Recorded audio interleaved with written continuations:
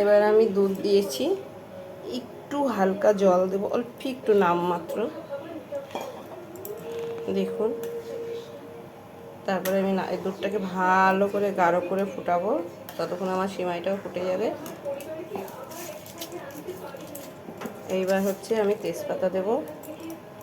আমি আপনাদের দেখিয়েছি সিমাইটা ভাজিছি ঘি দিয়ে ভেজে, তারপরে আমি দুধ দিয়েছি, গরম দুধ, ফুটানো দুধ।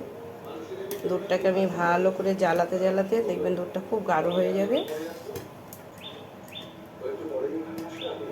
নামানোর সময় কাজু কিশমিশ,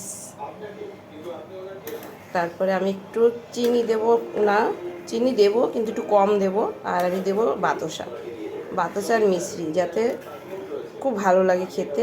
আপনারাও একটু করে দেখবেন, বাতাসার মিশ্রি দিয়ে, লাল বাতাসা দেবেন আর একটু মিষ্টি দেবেন। আমি মাঝে মধ্যে একটু, এই দেখুন কেমন হয়েছে। এবার আমি নামিয়ে নেব। এবার আমি এতে দিচ্ছি, কাজু কিশমিশ দেওয়া হয়ে গেছে আমার, দেখাতনি। এবার আমি দিচ্ছি বাতাসা,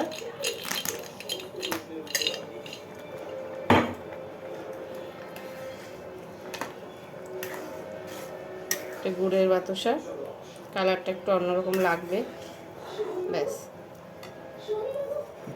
আর দিচ্ছি আমি এলাচের গুঁড়ো, একটু হালকা সেন্ট আর একটু ভালো গন্ধ আসবে।